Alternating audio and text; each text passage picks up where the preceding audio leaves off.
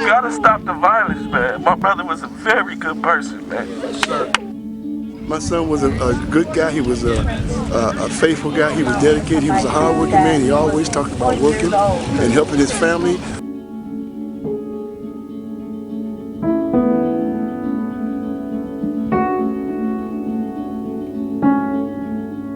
I think our community was really just stopped in its tracks a little bit. And it's like, why is this happening? How can we prevent this from happening?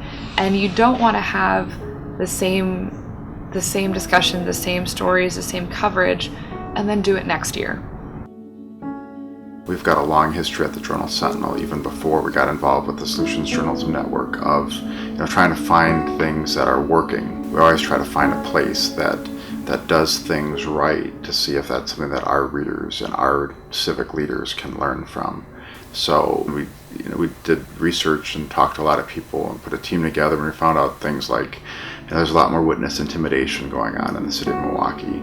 There's an overburdened gun court that's churning through cases. Gangs and affiliations were using rolling drug houses. So they'd sell drugs from their cars. So we said, let's identify places that are addressing these sorts of issues themselves, so we could go there and write about those stories and try to apply them back to what's happening here in Milwaukee.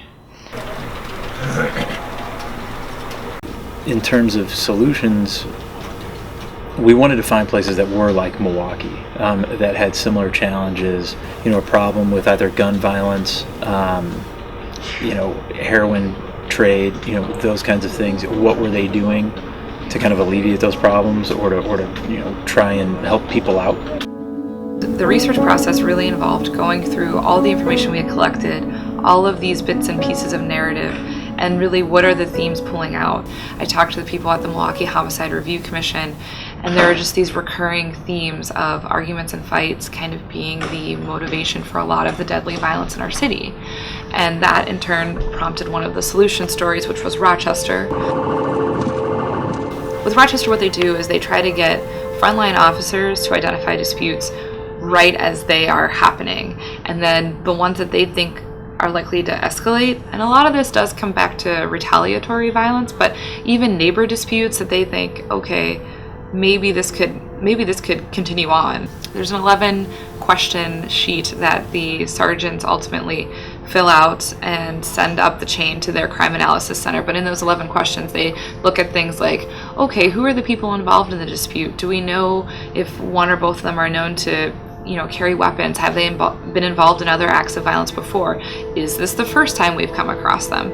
And so that information is sent up, kind of up the chain, if you will, to their crime analysis center, where they do a deeper analysis on the people involved. And then what they do is each week they meet to figure out how can we try to intervene and mediate in these disputes.